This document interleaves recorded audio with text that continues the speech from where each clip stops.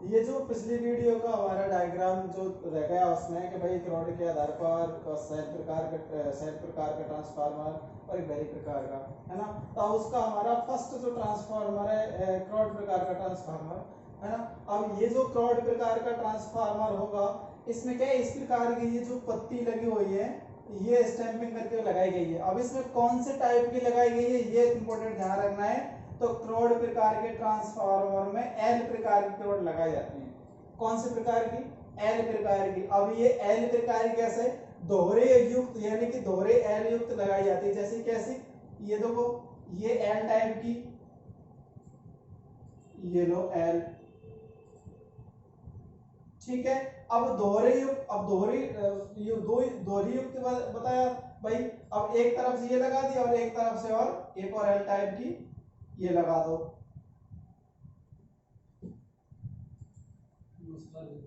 ठीक है। तो ये क्या बन गया हमारा? ऐसी आकृति का बन गया ना भाई, आयताकार आकृति बन गई ना आपकी। अब इस पर, अब ये जो कई सारे अब एक साथ जैसे अपन पत्तियों को लिमिटेड करेंगे, तो ये जो डायग्राम है यानी कि इसमें कई सारे पत्तियां लिमिटेड करके बनाई गई, यानी कि एक साथ, यानी ये जो पत्तियां लगाई गई ये जो इस प्रकार से बनाया गया डायग्राम, जैसे पत्तियां जोड़ेंगे तो कई सारे लिमिटेड करके बन जाएंगे, तो ये वही आकृति बन गई ना, ठीक है। तो ये ध्यान रखना है। तो इसमें क्रोड प्रकार के ट्रांसफार्मर कौन सी क्रोड प्रयोग की जाती है? एल टाइप की क्रोड प्रयोग की जाती है, ठीक है। अब इसमें जो ये एचटी, ये हाई टेंशन वाले यानी कि एचटी वाली हाई टेंशन और लो टेंशन, ये लो टेंशन लाइन और हाई टेंशन लाइन और लो टेंशन लाइन के लिए बाइंडिंग, यानी कि मैंने कल बताया वोल्टेज के लिए जहां पर टर्मिनलों की संख्या अधिक होगी वहां अधिक हाई वोल्टेज होगी, जब टर्मिनलों की संख्या कम होगी वहां पर लो वोल्टेज होगी, ठीक है। अब इधर से अब इसमें देखते हैं भाई, इसमें चुंबकीय फ्लक्स मार्ग कितने होती है, क्वेश्चन आता है इसका। तो इसमें गुजरने वाला चुंबकीय फ्लक्स मार्ग कैसा होता है? तो ये लो, तो इसमें ये चुंबकीय फ्लक्स मार्ग उत्पन्न हुआ इसके अंदर। तो इसमें कितने चुंबकीय फ्लक्स मार्ग उत्पन्न हो रहे? एक चुंबकीय फ्लक्स मार्ग। तो क्लोड प्रकार के ट्रांसफार्मर में चुंबकीय फ्लक्स मार्ग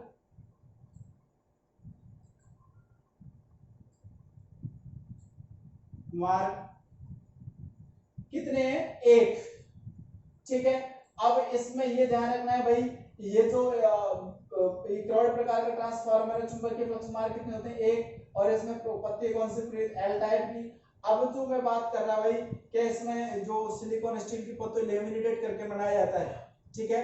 अब ये यही है, ये दो पत्तियों को जब हम जोड़ेंगे, दो पत्तियों को लेमिनेटेड करेंगे, तो इनके बीच में जब दूसरी दूसरी पत्तियों जोड़ेंगे वो अचालक पदार्थ होता है, वो होता है सिलिकॉन स्टील, ठीक है। सिलिकॉन स्टील, और इनकी मोटाई के बारे में पहले बता ही दिया, ठीक है। तो ये आपको ध्यान रखना है, ठीक है। तो ये क्रोड प्रकार के ट्रांसफार्मर के डायग्राम था, ठीक है। अब इस प्रकार के ट्रांसफार्मर का उपयोग कहां किया जाता है? यानी कि इस प्रकार की जो क्रोड प्रकार है, क्रोड प्रकार के ट्रांसफार्मर का उपयोग किया जाता है। देखो स्पष्ट दिख रहा है, XT और लो LT यानी कि हाई टेंशन लाइन को लो टेंशन में बदलने के लिए, यानी कि उच्च वोल्टेज को कम वोल्टेज में बदलने के वाले ट्रांसफार्मर कौन से होते हैं? क्रोड प्रकार के ट्रांसफार्मर होते हैं। तो ये हमें ध्यान रखना है, ठीक है। तो ये सारे इसमें संबंध में जानकारी थी, ओके। तो आपको ये ध्यान रखना है। नमस्कार। ये जो आपका सेल प्रकार का है ना, सेल प्रकार का ट्रांसफार्मर का जो हमें अभी जो डायग्राम देखा होगा, ये सेल प्रकार की रॉड लगी हुई, यानी कि सेल प्रकार की रॉड में ट्रांसफार्मर में कौन से प्रकार की रॉड लगाई जाती है ना। तो ये ध्यान रखना है। तो इसमें जो रॉड लगाई गई है ना, ये ई टाइप की रॉड लगाई गई है। कौन से टाइप की लगाई गई है? ई टाइप की रॉड लगाई गई है, दोहरी ई टाइप की, यानी ई और आई टाइप की क्रोड को संयोजित करके, यानी कि ई और आई प्रकार की क्रोडों को संयोजित करके बनाया गया है। कैसे बनाया गया वो देखते हैं। देखो ये आपकी ई टाइप की क्रोड हुई,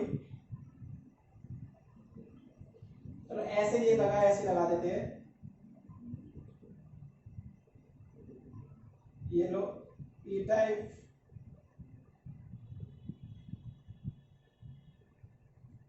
और इसमें लगा देते क्या? ए लो आई, आई प्रकार की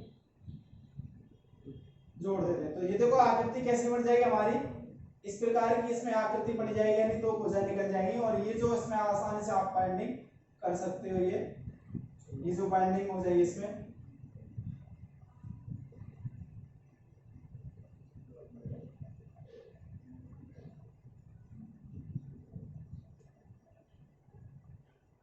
ठीक है। तो ये जो बाइंडिंग आप कर सकते हो इसमें, यानी 3 फेज के लिए बाइंडिंग कर सकते हो और सिंगल फेज की बाइंडिंग। अब सिंगल फेज की बाइंडिंग कैसे करनी है, तो सिंगल फेज की बाइंडिंग देखें, देखो सिंगल फेज की बाइंडिंग आप आसानी से कर सकते हैं हम। और वही इसमें ये जो है, ये लो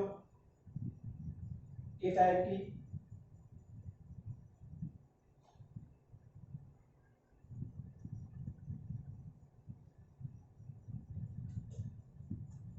ये लो ए टाइप की रॉड लगा करके,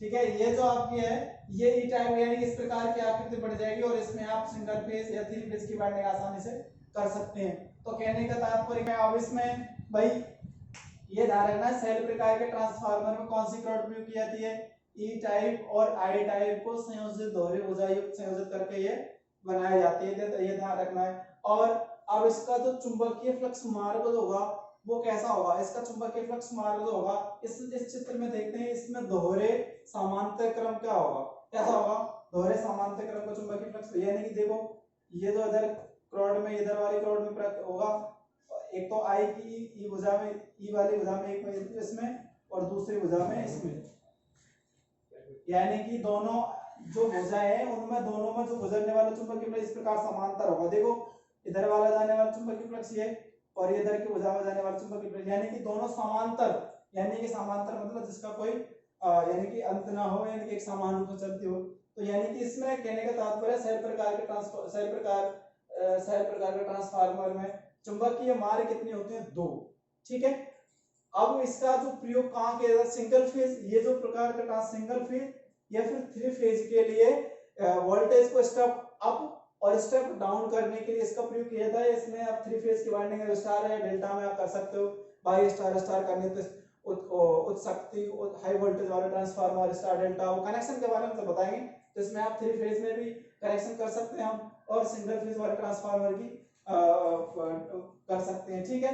स्टेप अप भी कर सकते हैं और स्टेप डाउन भी कर सकते हैं। तो ये ध्यान रखना है हमें कि भाई ई प्रकार की रॉड, ठीक है।